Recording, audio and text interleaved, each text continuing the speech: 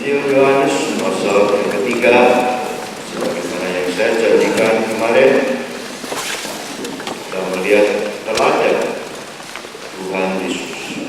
Teladan Tuhan Yesus. Injil Yohanes pasal 13 ayat 1 sampai dengan ayat yang ke 20. Yesus membasuh kaki murid-murid. Sementara itu sebelum hari raya Paskah mulai, Yesus telah tahu bahwa saatnya sudah tiba untuk beralih dari dunia ini kepada Bapa. Sama seperti Ia senantiasa mengasihi murid-muridnya, demikian sekarang Ia mengasihi mereka sampai kepada kesudahan. Mereka sedang makan bersama-sama dan iblis telah membisikkan rencana dalam hati Yudas Iskariot, anak Simon, untuk mengkhianati Dia. Yesus tahu bahwa Bapanya sudah menyerahkan segala sesuatu kepadanya dan bahwa Ia datang dari Allah dan kembali kepada Allah. Lalu bangunlah Yesus dan menanggalkan jubah-jubahnya. Ia mengambil sehelai kain lenan dan mengikatnya pada pinggangnya. Kemudian Ia menuangkan air ke dalam sebuah basi dan mulai membasuh kaki murid-muridnya, lalu menyekanya dengan kain yang terikat pada pinggangnya. Maka sampailah Ia kepada Simon Petrus. Kata Petrus kepadanya, "Tuhan, Engkau hendak membasuh kakiku?" Jawab Yesus kepadanya, "Apa yang kuperbuat engkau tidak tahu sekarang, tetapi engkau akan mengerti kelak." Kata Petrus kepadanya, "Engkau tidak akan membasuh kakiku sampai selama-lamanya." Ini saudara Petrus yang begitu mudah ngomong. Jawab Yesus, "Jikalau aku tidak membasuh engkau tidak mendapat bagian dalam Dia." Petrus bicara dapat bagian, dia senang saudara, lalu berkata, "Tuhan, jangan hanya kakiku saja, tetapi juga tangan dan kepalaku, supaya dapat bagian lebih banyak." Begitu barangkali pikiran Petrus. Kata Yesus kepadanya, "Barang siapa," ini Yesus bicara secara umum, "telah mandi, ia tidak usah membasuh diri lagi selain membasuh kakinya, karena ia sudah bersih seluruhnya. Juga kamu sudah bersih, jangan lupa, hanya tidak semua." Kenapa? Sebab Ia tahu siapa yang akan menyerahkan Dia. Karena itu Ia berkata, tidak semuanya bersih. Sesudah Ia membasuh kaki mereka, Ia mengenakan pakaiannya dan kembali ke tempatnya. Lalu Ia berkata kepada mereka, ini acaranya bukan? "Mengertikah kamu apa yang telah Aku berbuat kepadamu?" Sayang mereka tidak menjawab. "Kamu menyebut Aku Guru dan Tuhan, dan katamu itu tepat, sebab memang Aku adalah Guru dan Tuhan. Jadi jikalau Aku membasuh kakimu, Aku yang adalah Tuhan dan Guru," dibalik oleh Tuhan Yesus urutannya bukan? "Maka kamu pun wajib saling membasuh kaki. Sebab Aku telah memberikan suatu teladan kepada kamu, supaya kamu juga berbuat sama seperti yang telah Aku berbuat kepadamu. Aku berkata kepadamu, sesungguhnya setiap seorang hamba tidak lebih tinggi daripada tuannya, ataupun seorang utusan daripada dia yang mengutusnya. Jikalau kamu tahu semua ini, maka berbahagialah kamu jika kamu melakukannya. Bukan tentang kamu semua Aku berkata. Aku tahu siapa yang telah Kupilih. Tetapi haruslah genap nas ini, orang yang makan roti-Ku telah mengangkat tumitnya ke dalam Aku. Aku mengatakan kepadamu sekarang juga, sebelum hal itu terjadi." Berarti Yesus bernubuat, bukan? Tujuannya apa? Supaya jika hal itu terjadi, kamu percaya bahwa akulah Dia, yaitu Mesias. Aku berkata kepadamu, sesungguhnya saudara, barang siapa menerima orang yang kuutus, ia menerima aku, dan barang siapa menerima aku, ia menerima Dia yang mengutus aku. Ini saudara, kitabnya tolong jangan ditutup. Namanya posisi kita baca firman Tuhan. Itu menurut saya juga saudara mimbar adalah untuk menyampaikan firman Tuhan. Saudara, ini loh Yohanes 13. Saudara tahu Yohanes 14 itu bicara apa? 15, 16. Ini saudara konteks sekali lagi. Ya, saudara pulang dari sini kalau dapat kesan dari saya, eksposisi itu perlu konteks. Saya sudah senang saudara. Moga yang lain pun berurutan dimengerti. Saudara, Yesus di dalam pelayanannya secara umum sebetulnya berhenti sampai pasal 12. Jadi, sesudah pasal 12, Yesus tidak berkhotbah lagi, melayani umum orang banyak. Di situ saudara 1 sampai 12. Berarti 13 sampai 21 porsi begitu banyak berhubungan dengan murid-murid.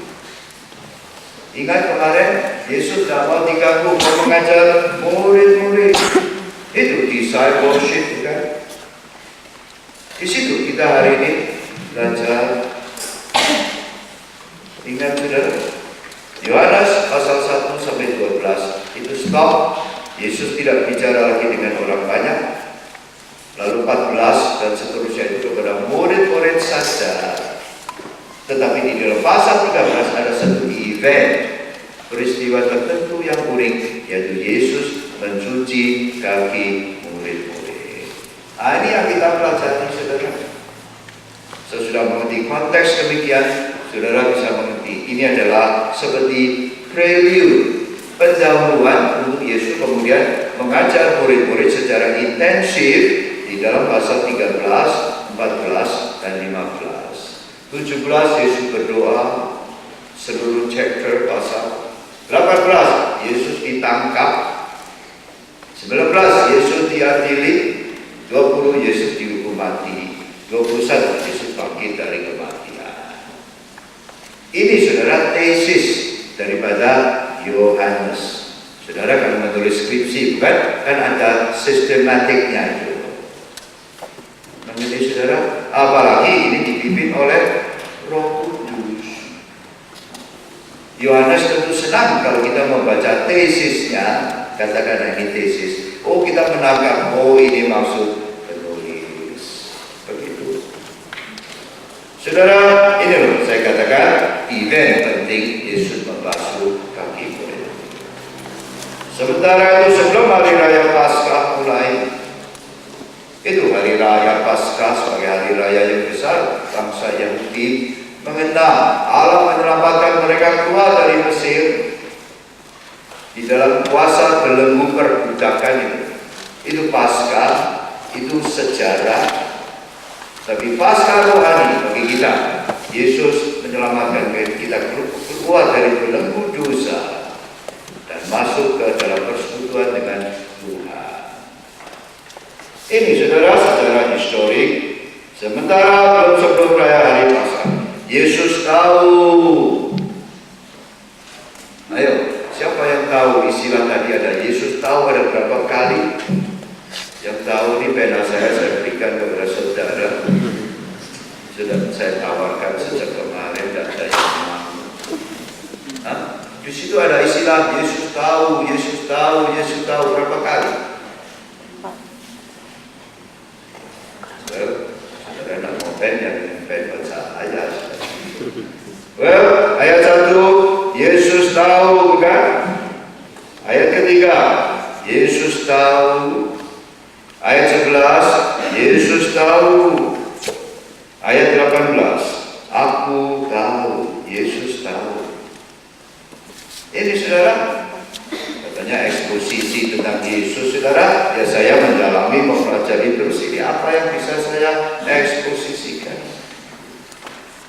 tahu, bisa tahu dalam arti umum. Yesus tahu, bisa dalam arti Yesus di dalam kesadaran rohaninya yang mengamati dengan baik.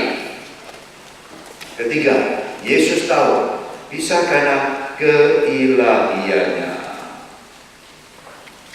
Ini saudara, kita sebagai orang Kristen pun kita perlu belajar mengamati. Ada satu kesadaran rohani yang tinggi. Kita tidak punya nilai keilahian, tapi kita perlu ada satu kesadaran rohani yang tinggi. Itu baru namanya murid Tuhan, murid Alkitab yang baik. Yesus tahu bahwa saatnya sudah tiba. Saat apa, saudara? Kalimat berikutnya dikatakan untuk beralih dari dunia ini kepada Bapa. Apa artinya di situ? Apa artinya? Yaitu waktunya untuk dia naik kayu salib. Ini loh, Yesus tahu bahwa saatnya sudah tiba. Ya, saya senang sekali kalau saudara mengerti konsep divine hour, waktu ilahi. Inilah waktu ilahi, saudara. Katanya kairos itu orang suka bilang. Kalau saudara baca Injil Yohanes, ayo perhatikan saudara. Itu loh dikatakan waktunya belum tiba, waktunya belum tiba, waktunya belum tiba. Betul? Di depan itu sering dikatakan demikian. Tetapi sampai di sini pasal 12 disebutkan waktunya telah tiba. Pasal 13 dikatakan waktunya telah tiba. Yaitu rencana Allah atas diri Yesus untuk naik ke kayu salib. Di sini pakai beralih dari dunia kepada Bapa. Kalau saudara dan saya beralih dari dunia ke Allah Bapa melalui apa? Melalui apa? Melalui kematian. Nanti kalau mati ya ketemu Allah gitu ya.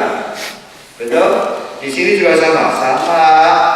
Namun di sini berarti yaitu melalui kayu salib. Kalau Yesus tidak menunaikan tugas kayu salib, dia tidak mengalami kebangkitan. Kalau dia tidak mengalami kebangkitan, dia tidak mengalami kenaikan ke surga. Allah bilang dulu, "You tugasnya kok naik kayu salib, kok sekarang kembali ngapain? Udah, ayo balik lagi." Begitu barangkali. Saudara-saudara sekalian, ini loh saudara, bahasa sederhana, tetapi bicara tentang kayu salib. Yang berarti kesempatan tidak banyak lagi. Bersama-sama dengan murid-muridnya, ia senantiasa mengasihi murid-muridnya. Demikian sekarang ia mengasihi mereka sampai pada kesudahan. Apa artinya di situ? Kesudahan bisa dalam arti dua. Satu, kesudahan hidup Yesus di dunia. Konteksnya seperti mengatakan demikian. Kedua, kesudahan dalam arti kesudahan sampai pada akhir zaman. Kasih Allah tidak berubah sampai selama-lamanya. Mereka sedang makan bersama-sama. Dan iblis pun membisikkan rencana dalam hati Yudas Iskariot untuk mengkhianati Yesus. Ini saudara menyedihkan. Saya baca lagi saudara. Iblis membisikkan apa? Rencana dalam hati Yudas Iskariot. Kalau ayat 27 saudara melihat apa? Ayat 27 di bawah, dan sesudah Yudas menerima roti itu, ia kerasukan iblis. Ini saudara, tadinya rencana, pikiran dibisik-bisik, sekarang dia betul-betul sudah kayak kerasukan. Saudara, siapa Yudas? Yudas itu murid 12, salah satu murid dari 12 murid Tuhan Yesus. Dipilih oleh Allah, dipilih. Yesus sendiri mengatakan, bukanlah yang kupilih 12, bukan 11, tapi satu di antaranya pengkhianat. Karena dia membuka hatinya, dia mengamati, mau mendengar bisikan iblis. Bahaya tidak saudara-saudara sekalian. Saudara, kita harus hanya menyembah Allah dan kepada Dia saja kita beribadah. Tidak berpaling sedikit pun kepada kuasa gelap, mandi bunga, dukun, celangkung, iblis, dan sebagainya. Mengerti saudara-saudara sekarang? Otherwise, kalau kita berpaling sedikit pun, ini loh, iblis yang lihai, yang cerdik itu. Dia berbisik-bisik saudara. Yesus tahu, ini loh kalimat berikutnya lagi. Yang berarti Yesus tidak terkecoh. Kira Yesus tidak tahu. Tapi Yesus memberi kesempatan kepada Yudas. Memberi kesempatan. Saya kemarin bicara apa? Yesus mengajar itu. Di dalam pengajaran Tuhan Yesus, Yesus mengoreksi konsep-konsep, ide-ide pengertian yang salah. Dan Yesus memperingati Yudas ulang-ulang. Kalau orang sudah diperingati tidak mau, akhirnya mau apa? Tanggung jawab siapa? Jangan menyalahkan Allah. Jangan bilang Yudas berjasa. Jauhkan daripada pikiran itu. Tapi ini orang yang jahat, hatinya terbuka bagi iblis. Iblis masuk. Iblis menunggangi. Yesus tahu. Tuhan tidak tahu. Di bawah kita akan melihat. Tapi sini saudara, Yohanes agak positif jalan pikirannya. Yesus tahu apa? Kalimat berikutnya apa? Tahu apa? Ya? Yesus tahu bahwa Bapaknya telah menyerahkan segala sesuatu kepadanya.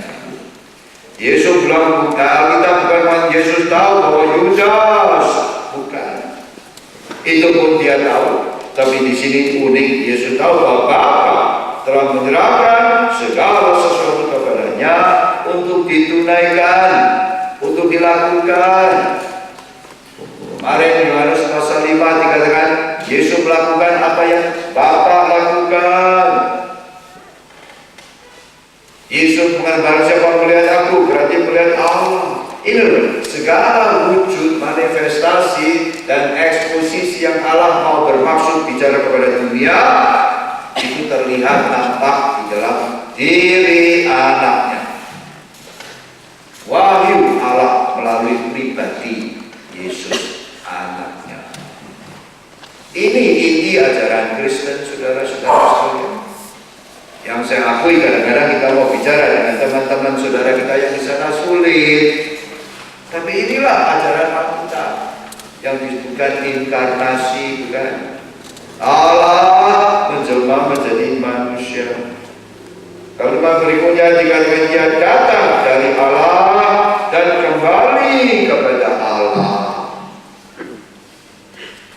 Datang dari mana? Dari Allah.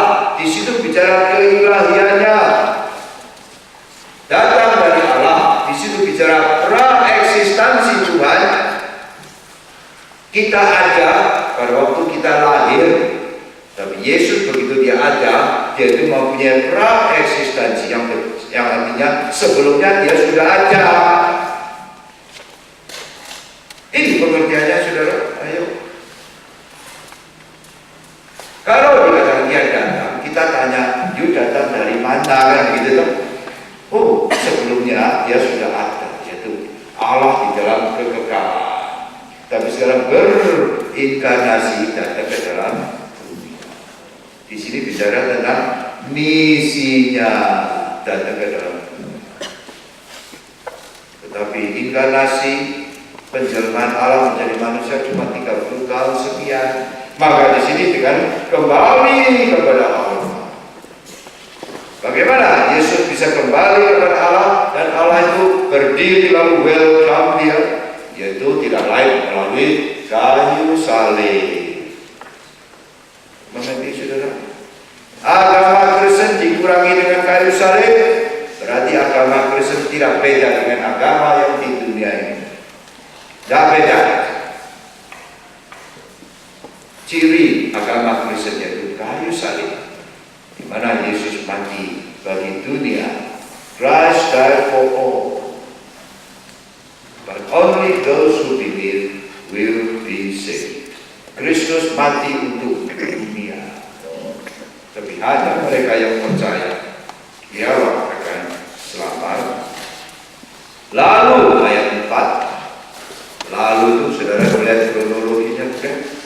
Lalu Yesus bangun dan menanggalkan jubah-jubahnya. Di situ harus jamak, saudara-saudara sekalian, bukan tunggal.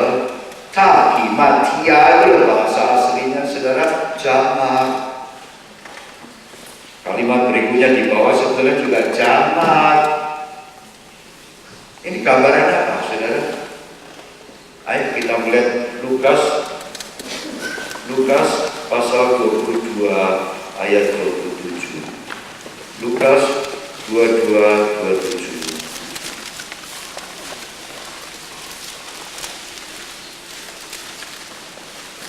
Sebab siapakah yang lebih besar, yang duduk makan atau yang melayani? Bukankah dia yang duduk makan? Tetapi aku ada di tengah-tengah kamu sebagai apa? Pelayan. Ini loh saudara, gambaran jubahnya itu dilepaskan, ya, sampai kayak telanjang apa itu loh. He put himself as a servant. Saudara, orang Yahudi zaman dulu sepatunya itu model kayak ikat, kayak tali loh, saudara. Ya, sehingga kalau dalam perjalanan itu banyak debu. Sehingga kalau mau masuk ruangan, apalagi makan bersama-sama, itu mesti ada upacara rite of purification, mencuci kaki. Mengerti saudara? Saudara tahu mujizat yang pertama yang kemarin saya singgung di Yohanes pasal 2, itu loh, ada tempayan supaya diisi air itu.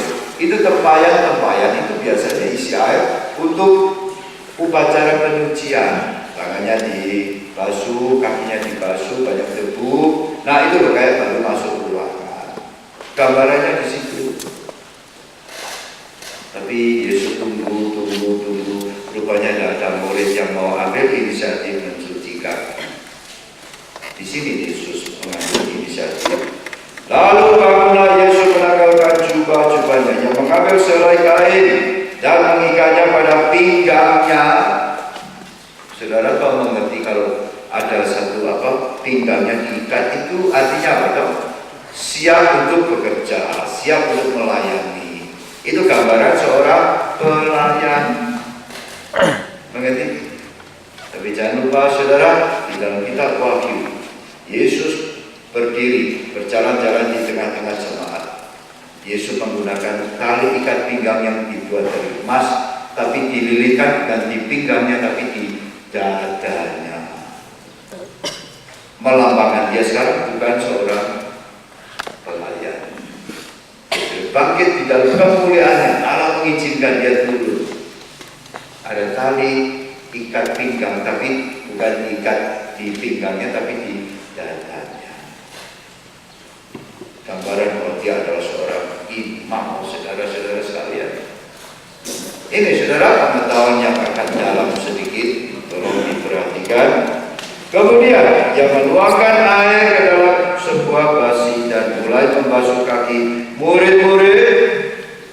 Jamak bukan? Betul. Lalu menyekanya dengan kain yang terikat di pinggang. Maka kemudian sampailah kepada Petrus. Yang kayaknya ini Petrus yang terakhir barangkali. Yang berarti apa? Itu loh, murid-murid satu-satu sudah dibasuh.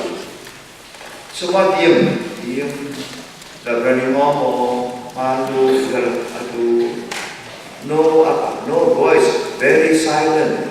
Sejak Yesus buka baju, ngambil basi, tinggalkan, aduh, semua orang ini mau ngomong apa nih? Jadi suasana kayak apa? Hening ya. Petrus dari tadi terus beliau, dia puas karena sampai kita Petrus. Ini Petrus orang banyak mulut ini sudah ngomongnya cepat. Tuhan, Engkau hendak membasuh kakiku. Gak keliru kan? Apa-apa ini? Ini Petrus. Tapi puji Tuhan, Petrus mengalami pembentukan Tuhan yang ajaib, luar biasa. Petrus ini kalau ngomong salah melulu, bangun tidur di gunung bilang Tuhan, ayo kita bangun 3 tenda, satu buat engkau, satu buat Musa, buat satu ini. Alkitab mengatakan dia tidak tahu apa yang dimaksud dengan ucapan itu. Baru tidur ngomong kira-kira yang keliru lah. Nggak ngerti ya, nggak usah baca ngomong langsung. Aku sumpah mati pun buat engkau rela katanya. Itu ucapan Petrus. Ucapan Petrus benar nggak? Benar, tapi dalam hati yang terbalik. Bukan Petrus yang mati buat Tuhan, tapi Tuhan yang mati buat Petrus. Dia menyangkal Tuhan 3 kali. Itu Petrus. Tetapi sesudah Pentakosta mengalami perlakuan yang luar biasa. Petrus betul-betul seperti Yesus.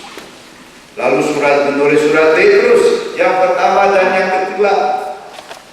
Kalau saya baca surat Petrus, saya sangat terharu. Kedewasaan rohani Petrus bukan main. Kalau dia ngomong, saya bilang ini ucapan Tuhan Yesus. Barangkali saudara pun percaya kalau saya mengutip surat Petrus. Yang berarti dia mengalami satu pembentukan sampai kemudian kayak menjadi sempurna gitu, kaya gitu ya. Menulis 1 Petrus dan 2 Petrus indah sekali, saudara-saudara sekalian. Sangat dewasa kerohanian. Petrus yang kemudian menjadi rasul paling besar di dalam perjanjian baru. Kenapa? Yesus mengatakan, Peter, come follow me. I will make you become fishers of men. Saya sedang dengan kalimat itu, I will make you become. Hari ini Yesus berkata sama kepada saudara, sama kepada saya, I will make you become. Tapi kita harus rela dibentuk. Kayak apa itu namanya? Tanah liat. Rela dibentuk. Kalau kita tidak rela dibentuk kayak Yudas, mau diapakan? Mau diapakan? Kenapa Yudas juga dipilih? Well, itu supaya dibentuk, supaya diberi kesempatan, ulang-ulang ditegur. Tapi kalau tidak mau diapakan? Jangan menyalahkan Tuhan, salahkan diri sendiri. Tuhan, Engkau hendak membasuh aku. Jawab Yesus kepadanya, apakah aku berbuat? Engkau tidak tahu sekarang, tetapi engkau kelak akan mengerti. Saudara-saudara sekalian, di dalam surat Petrus, saya amati, saya belajar. Dia bicara 2 kali tentang khasiat darah Kristus yang membasuh dosa. Di sini bicara apa, saudara? Ayo katanya eksposisi sulit. Di sini kita sudah masuk bicara nilai-nilai rohani, makna teologis daripada Yesus membasuh kaki. Mengerti, saudara? Yesus mengatakan, "Yudah ngerti sekarang tidak apa-apa, nanti kalau engkau mengerti." Oh, ini gambaran darah Kristus yang membasuh dosa. Lihatlah anak domba Allah yang menghapus dosa dunia. Saudara, galak engkau akan tahu. Petrus mulai tertarik. Kata Petrus kepadanya, engkau tidak akan membasuh kakiku sampai selama-lamanya. Dari kalimat itu, saudara mengenal karakter Petrus itu kayak apa? Saya baca ulang. Engkau tidak akan membasuh kakiku sampai selama-lamanya. Di sini Petrus di satu sisi cukup rendah hati, kayak merasa tidak layak. Tuhan, kau gak layak, jangan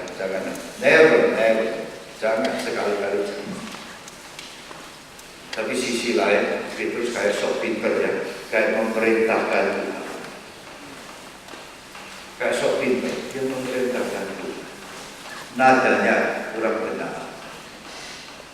Saudara, di situ tidak akan. Itu menurut tata bahasa Yunani, tolong dicatat sedikit saudara. Itu bahasa Yunani adalah ume. Ume itu apa? Ume itu artinya tidak.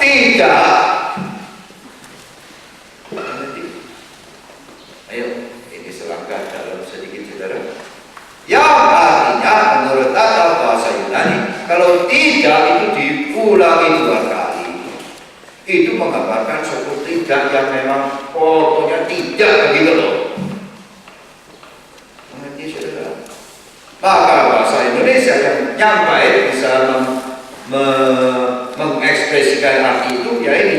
Engkau tidak akan, you will never. Kalau bahasa Inggris membasuh kakiku.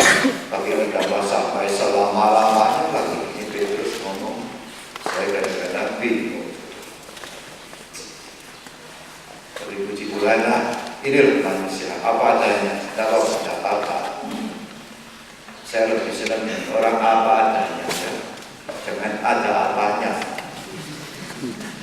Ya toh, saya dulu pendeta seumur-umur cuma menjadi dosen. Mahasiswa itu nakal macam-macam. Apa. Asal hatinya lurus, asal hatinya jangan jahat. Ya, asal jangan macam-macam. Mengerti ya? Apa adanya saja. Saya kira kok baik, lebih baik ya. Disitulah Allah melihat kekurangan kita ini dibentuk. Ini loh contoh Petrus. Jawab Yesus, jikalau aku tidak membasuh engkau tidak mendapatkan bagian dalam aku. Saudara, membasuh di sini sekarang sudah muncul mempunyai makna rohani. 1, membasuh dalam arti cuci kaki. 2, membasuh dalam arti menghapus dosa manusia. Yang dilakukan di dalam Yohanes 15 ayat 3, ayat kita lihat di belakang sedikit. Yohanes pasal 15 ayat 3. Kamu memang sudah bersih karena firman yang telah kukatakan kepadamu. Firman ucapan Tuhan Yesus itu mempunyai khasiat membersihkan dosa yang pada akhirnya melalui darah yang dicucurkan. Mengerti saudara? Well, saya bicara apa saudara? Saya bicara membasuh di situ. Yesus sudah mengandung 2 arti. 1, membasuh kaki. 2, membasuh dosa. Di sini pengertian murid-murid mulai tumbuh, mulai berkembang. Jikalau aku tidak membasuh engkau tidak mendapat bagian dalam aku. Ini yang tadi saya katakan, Petrus mendengar kata bagian, senang dia mendapat bagian yang hendak. Kemarin 2 murid Yohanes dan Yakobus itu mendengar konsep tentang bangkit, pikirannya itu sudah nanti di sana ada kerajaan yang hebat. Ini bagian apa? Ini saudara murid-murid pada waktu itu. Kayaknya ada terlalu beda dengan saudara dan saya hari ini bukan. Ya? Saudara, murid-murid pada waktu itu hebatnya apa? Hebatnya apa saudara? Murid-murid pada waktu itu sebetulnya orang biasa-biasa saja. Mereka bukan anggota mahkamah agama. Mereka bukan golongan tinggi. Mereka bukan mendapat pendidikan tinggi. Mereka nelayan itu oleh sebagian. Entah mereka dipilih. Hebatnya gimana? Orang waktu dipilih taat, bersedia dibentuk oleh. Ini saudara-saudara sekalian yang saya katakan apa adanya saja. Jadi di situ proses pembentukan. I will make you become. Kata Simon kepadanya, Tuhan kalau begitu jangan hanya kakiku saja, tetapi juga tanganku dan kepalaku. Ini respon itu. asal ngomong, ya maunya kok asal ngomong saja, peng, mau dapat bagian. Sekarang Tuhan memberikan pelajaran. Barang siapa telah mandi, barang siapa itu dia tidak bicara tentang Petrus, bukan? Betul? Barang siapa itu berarti siapa saja. Berarti Yesus di sini sudah bicara secara umum, supaya pengertian ini dimengerti oleh umum, bukan hanya oleh Petrus saja. Barang siapa saja yang kalau telah mandi, dia tidak usah membasuh diri lagi selain membasuh kakinya, karena ia sudah bersih seluruhnya. Ini arti rohani. Ingat Yohanes 15 ayat 3, mereka itu sudah bersih. Tuhan sudah membersihkan mereka. Tapi bagaimana? Juga kamu sudah bersih. Kamu di sini saudara jamaah. Yang berarti Yesus tidak bicara khusus kepada Petrus, kepada semua orang, siapa saja. Khususnya di sini yaitu ke-12 murid.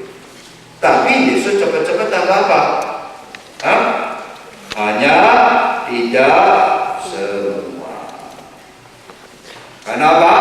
Kalimat berikutnya, sebab Yesus tahu siapa yang menyerahkan dia.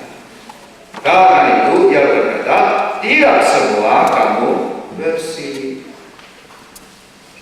Saudara, pada waktu itu Yudas kira-kira tahu tidak dengan ucapan singgungan ini?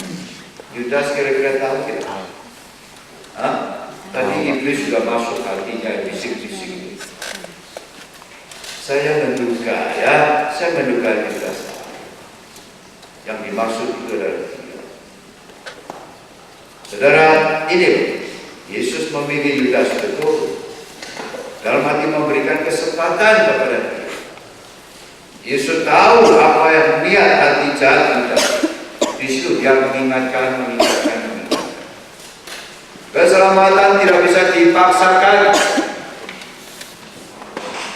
Kita dipanggil untuk memberikan respon, mau bertobat, mau percaya, mau menerima anugerah pengampunan dosa.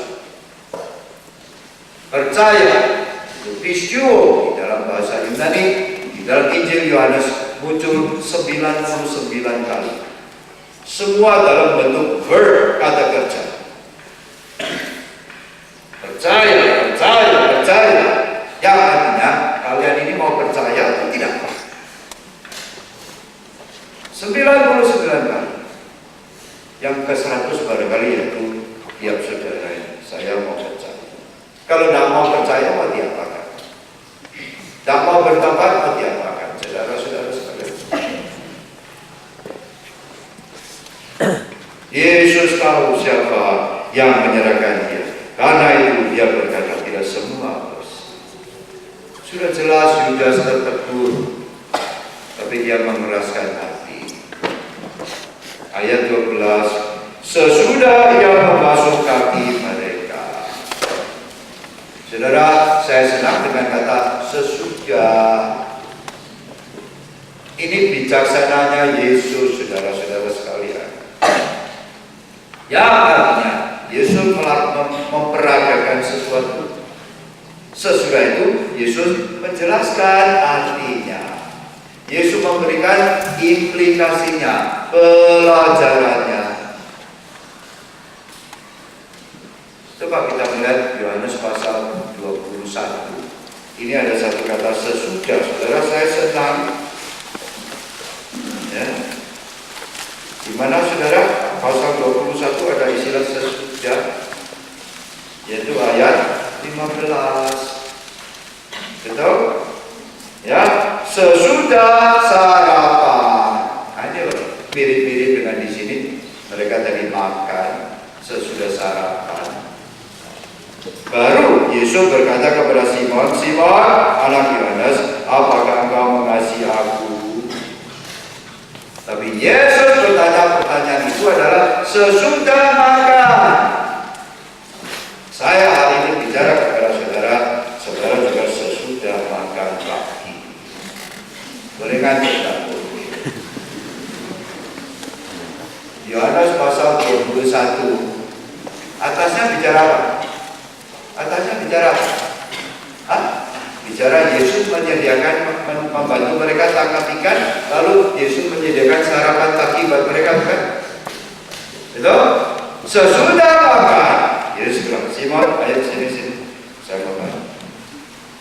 Do you love me? Apakah kau mengasihi aku? Saya bisa membayangkan kalau sebelum makan, Yesus bilang, Simon, sini. Do you love me? Barangkali Simon bilang, Tuhan, gua ini lapar, Tuhan, makin lapar. Tuhan, gua ini semalam suntuk tangkap ikan, dan dapat ini sudah capek, makin do you love me? Enggak. Barangkali tapi kalau sesudah makan, tidak ada alasan. Ini loh bijaksananya Tuhan, psikologinya Tuhan barangkali. Sesudah yang membasuh kaki mereka, yang mengenakan pakaian-pakaiannya, sekali lagi plural. Ayo, saudara, saya khawatir banyak orang kurang perhatikan yang kecil-kecil begini.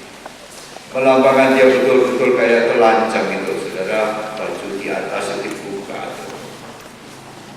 Di tempat umum waktu makan itu akannya kayak gambaran kurang gambaran kayak terhina gitu kan. Tapi ini Alkitab. Poin saya menjelaskan Alkitab bicara bagaimana, menulis bagaimana dia mengenakan pakaiannya dan kembali ke tempatnya. Lalu dia berkata kepada mereka, mengertikah kamu apa yang telah ku berbuat bagimu? Mereka tidak jawab, kan? Kayak kemarin, kamu tadi di jalan bertengkar ribut apa? Mereka juga tidak jawab. Saya kira tidak jawab lebih bagus lah daripada Petrus jawabnya ngawur itu. Ya, kalau tidak tahu ya bilang tidak tahu. Tapi di sini mereka tidak jawab, ada unsur malu, silence of shame. William Barclay mengatakan, diam karena malu. Dan apa-apa, kamu menyebut aku guru dan Tuhan, dan memang itu tepat, sebab memang aku adalah guru dan Tuhan. Kenapa Yesus dipanggil guru? Karena dia mengajar. Kenapa dia dipanggil Tuhan? Karena dia memerintahkan murid-murid. Karena dia berotoritas. Come follow me. Karena memang dia adalah Tuhan. Tuhan itu mengandung arti Tuhan, kurios, bahasa Yunaninya. Ya artinya bahwa mereka itu adalah kayak hamba. Itu saudara perhatiannya.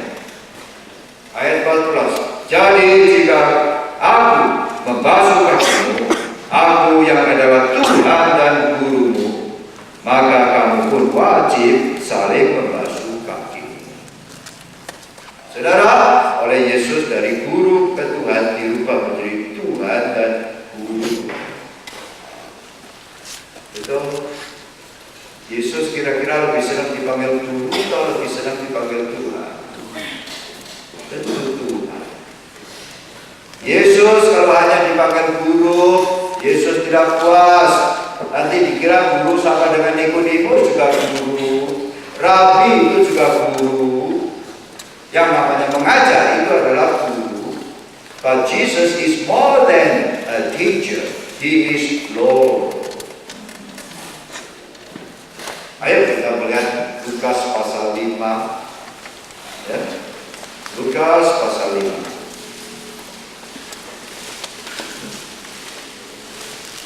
Injil Lukas pasal 5 ayat 5 dikatakan apa? Lukas 5:5.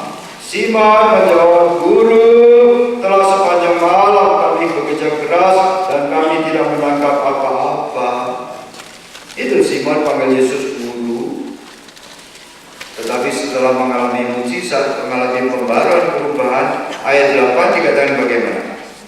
Ketika Simon melihat hal itu, ia pun tersungkur di depan kaki Yesus dan berkata, apa? Tuhan, pergilah daripadaku, karena aku seorang berdosa. Kalau sudah panggil Yesus Tuhan, dia mengenal ketidaklayakan dirinya. Maka dia bilang, Tuhan, kalau you maha besar, you Tuhan, tolonglah, you undur, kami tidak layak.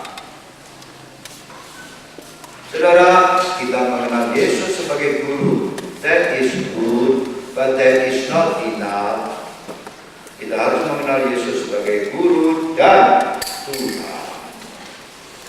Guru untuk mengajar, Tuhan itu memerintahkan, memberikan instruksi yang saudara dan saya dipanggil untuk taat.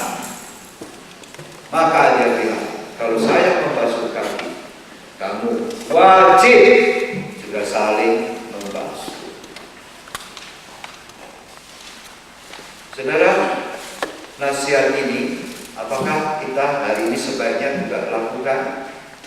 Di mana ada persekutuan saling membasuh tidak? Hah?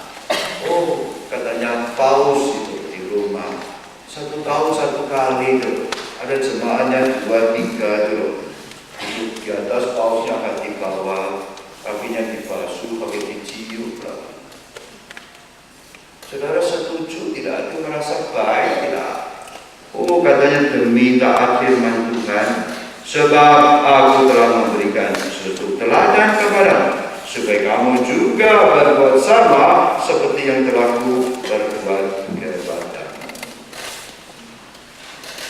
Ada gereja tidak? Gereja Protestan Kristen yang suka saling membasuh kaki? Ada tidak? Umumnya tidak, kan? Lalu sebaiknya kita mengerti dan menerapkan ayat ini kayak apa? Saudara, ini loh, bicara cultural context, latar belakang budaya, situasi pada waktu itu. Saya katakan apa? Itu loh, sepatu mereka pakai tali, pakai tingkat, ya kayak sandal dikit. Jalan waktu itu tuh, ya di sini tidak terlalu banyak tuh. Coba, saudara masuk ini 100 orang lebih, sini tidak kelihatan kayak ada. Ya, kayak lumpur-lumpur begitu loh. Jadi apakah perlu? Menurut saya tidak perlu. Nanti lucu. Ayo bikin cari ember di situ. Ayo saling ceritakan. Tidak perlu menurut saya. Tapi wujud the spirit, jiwa untuk saling melayani itu perlu. Mengerti saudara? Manifestasinya saling membasuh, saling melayani itu luas. Saudara boleh saling melayani di dalam menata kursi, melalui musik. Ya, ada bagian yang tadi kalau motor yang disapu lah supaya kelihatan bersih dan sebagainya dan sebagainya. Hari ini banyak yayasan Kristen, beasiswa, itu saling membantu. Ya, ada compassion, ada world vision, membantu orang miskin. Itu wujudnya, itu bisa berbeda-beda. Ini pendapat saya, saudara-saudara sekalian. Ya, saya terus terang, ya.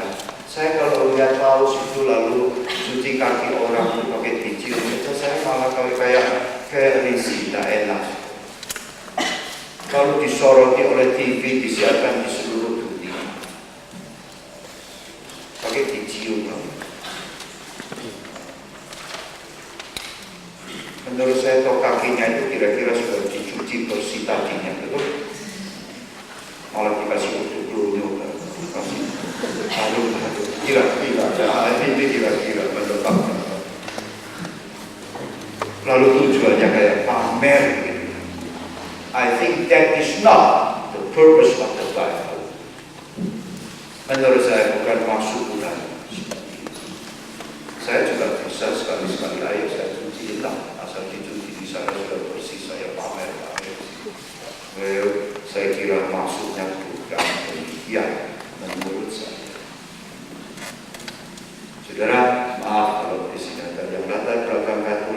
saya bukan kayak mau menyerang-nyerang gitu kan. I try to understand ini implikasinya daripada ajaran Tuhan ini apa. Mengerti saudara-saudara? Ada ayat-ayat itu kita menerapkannya bukan secara hurufiah seperti itu saja, bukan. Mengerti saudara ya? Saya harap tidak sampai kayak salah paham. Ayat 16. Aku berkata kepadamu sesungguhnya. Ayo, saudara-saudara sudah mengerti istilah sesungguhnya bukan? Apa? Satu, selalu disebutnya 2 kali. 2, selalu ditaruh di depan. Truly, truly I say to you. Kalau saudara mau bahasa Yunani-nya, amen, amen, let go, booming, gitu bahasa Yunani-nya.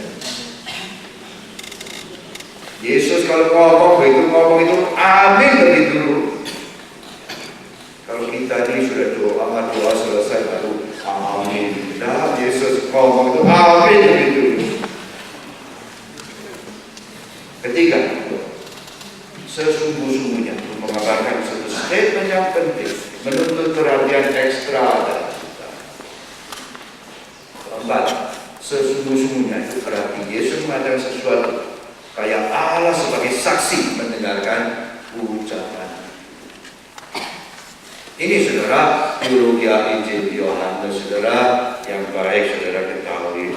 Sesungguhnya aku berkata kepadamu, seorang hamba tidak lebih tinggi daripada tuannya, sudah jelas. Ataupun seorang utusan daripada yang mengutus. Artinya apa saudara? Artinya di sini Yesus mengingatkan bahwa murid-murid itu tidak lebih daripada hamba dan utusan. Mereka harus tahu status kedudukan mereka. Tapi sesudah mengatakan demikian, Yesus berkata apa saudara? Jikalau kamu tahu semuanya itu, maka berbaktilah jika kamu melakukan. Di situ ada 2 kata yang patut diperhatikan. Satu adalah tahu, 2 adalah melakukan. Betul? Tahu tentang satu hal itu satu hal. Tapi apakah kita melakukan? Itu hal yang lain. Kalau kita sudah belajar, kita tahu, tapi kita tidak melakukan. Apa gunanya kita tahu? Kan Alkitab, kalau kita sudah tahu, tidak melakukan, itu kewajiban kita lebih berat, lebih besar daripada orang yang tidak tahu. Kesimpulan yang ini yaitu ayat 18. Bukan tentang kamu semua aku berkata. Ini sekali lagi sindiran, teguran, peringatan buat siapa? Yudas. Sekali lagi aku tahu. Ini loh ucapan Yesus. Dan saya senang dicatat oleh Yohanes itu loh. Aku tahu siapa yang telah kupilih. Siapa di situ? Cinta itu bahasa Yunani-nya. Cinta itu artinya mengandung arti macam kualitas apa. Itu loh artinya saudara. Yang dimaksud yaitu si Yudas ini loh, macam kualitas apa. Tapi toh Yesus tetap memanggil. Toh Yesus mencoba, berusaha, memberi kesempatan, peringatan ulang-ulang. Di sini saudara, kalau saudara tanya saya terus, saya barangkali akhirnya tak bisa menjawab. Ya. Ada unsur Allah merencanakan, ada satu oknum, satu hari akan menyerahkan Yesus. Tapi ada usaha Yesus mencoba supaya dia bagaimana diberi kesempatan. Kalau bisa itu rencananya gagal, lalu tentu ada jalan lain bagi Yesus untuk naik ke kayu salib. Di sini saya katakan jangan berpikiran bahwa Yudas itu berjasa. Pikiran itu jauh-jauh daripada kita. Tapi saya katakan ada unsur kedaulatan Allah, the sovereignty of God. Ada unsur tanggung jawab manusia, human responsibility. Ini satu ajaran yang agak dalam sedikit perdebatan antara Calvin dan Arminian. God's sovereignty and human responsibility. Yang menurut saya dua-dua ditekankan dan diajarkan di dalam Alkitab yang harus kita sama-sama perhatikan. Mengerti? Saudara, di dalam Alkitab ada satu ayat. Ada satu ayat memang berkenaan dengan ini ya. Di dalam satu kalimat ayat mengandung unsur kedaulatan Allah dan tanggung jawab manusia. Mari kita melihat Markus 14. Markus 14. Markus 14. Ayat 21. Markus 14. Ayat 21. Anak manusia memang akan pergi naik ke kayu salib, begitulah, sesuai dengan yang tertulis tentang dia. Sesuai dengan rencana Allah. Begitulah artinya. Kalimat berikutnya, akan tetapi celakalah orang yang olehnya anak manusia diserahkan. Mengerti? Dukungan kematian ini, ayat-ayat lain masih ada.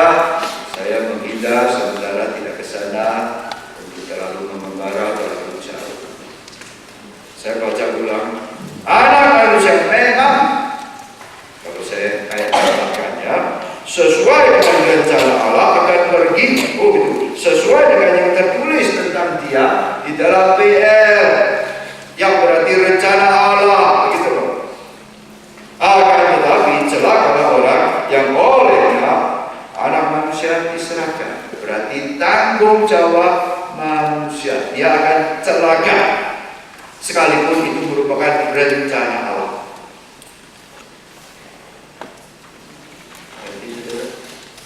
Saya katakan ini sulit, saya akui saudara.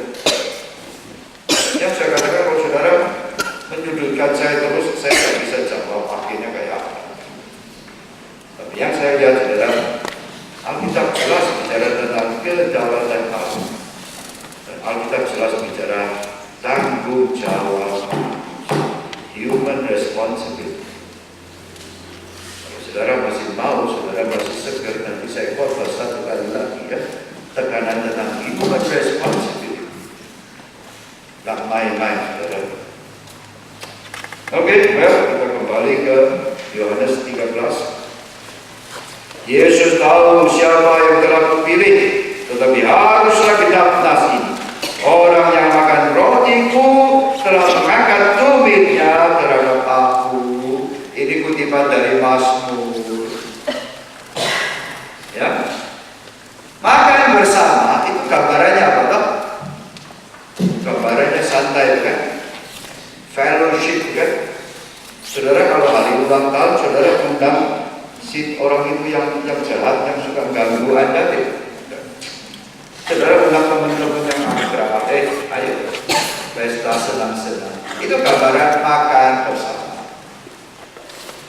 You just dapat privilege, hak istimewa untuk makan bersama dengan Tuhan. Tapi mengangkat kakinya kayak mau nyepak.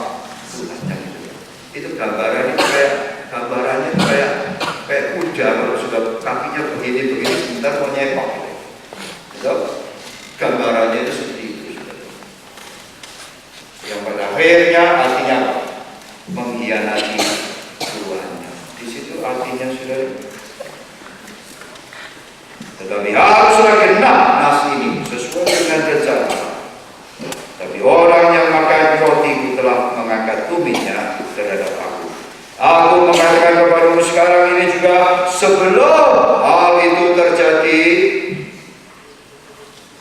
Saudara, ini loh, Yesus tahu.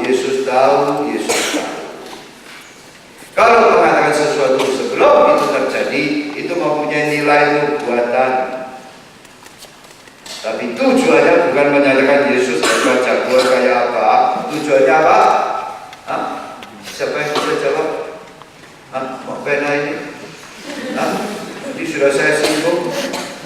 tidak bisa jawab. Tujuannya kalimat berikutnya itu apa? Supaya jika hal itu terjadi, kamu apa? Percaya.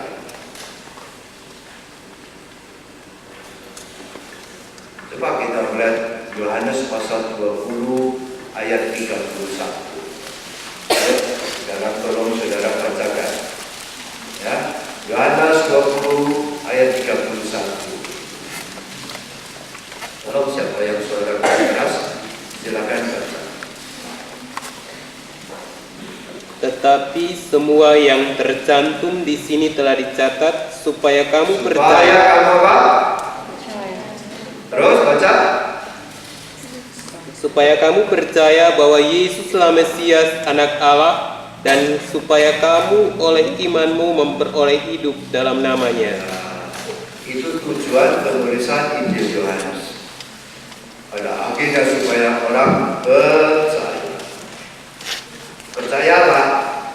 Nah, iman Kristen itu bukan tahayul. Ya, iman Kristen itu percaya ada isi, the content of Christian belief. Maka di sini dikatakan supaya kamu percaya bahwa itu isinya akulah Dia, yaitu Mesias, yaitu Juru Selamat.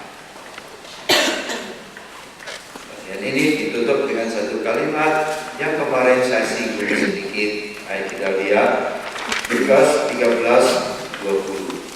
Aku berkata kepadamu sekali lagi sesungguhnya, barang siapa menerima orang yang kuutus, yang menerima aku, dan barang siapa yang menerima aku, yang menerima Dia yang mengutus aku. Di situ sebagai kesimpulan dari bagian ini mengajarkan bahwa murid-murid itu adalah utusan. Dan kalau orang menerima mereka sebagai utusan Yesus, berarti mereka itu menerima Yesus. Dan barang siapa menerima Yesus, pada akhirnya menerima Allah yang mengutus Yesus. Kisah ini mirip dengan kisah kemarin yang saya tutup dengan cerita apa? Tentara Romawi yang namanya siapa? Martin. Masih ingat? Mari kita berdoa. Ya Tuhan, Bapa kami yang di surga, terima kasih pada pagi hari ini kami boleh memulai eksposisi tentang teladan kehidupan Tuhan Yesus sebagaimana yang diajarkan pada murid-murid pada waktu itu, yang juga kepada kami hari ini sebagai murid-murid Tuhan. Tuhan, cukup banyak yang kami pelajari hari ini, dan kami berjanji merenungkan kembali ayat-ayat yang baru kami pelajari, supaya firman Tuhan menjadi begitu hidup di dalam kehidupan rohani kami masing-masing, yang sepertinya terus berkumandang, mengajar dan mengingatkan kepada kami. Dan kami belajar menghidup di dalamnya, bukan saja tahu, namun melakukan. Dengan sadar bahwa kami adalah utusan-utusan Kristus. Di satu sisi yang memberikan satu kedudukan yang begitu membanggakan, tapi di sisi lain kami adalah hamba yang pada akhirnya harus melayani Tuhan kami, yaitu Tuhan kami. Tuhan, kami serahkan teman-teman dari Perkantas di seluruh Jawa Timur yang pada saat ini berkumpul di tempat ini. Semoga ini semua boleh menjadi bekal rohani yang penting bagi mereka, kelak boleh melayani Tuhan dengan baik. Kami serahkan segala kegiatan, acara, dan kesibukan sepanjang hari ini di tangan Tuhan. Demikian juga kegiatan kami sendiri yang sebentar kami akan kembali ke Malang untuk menunaikan tugas mengajar kami di sana. Terima kasih, kami percaya Engkau mendengar doa kami.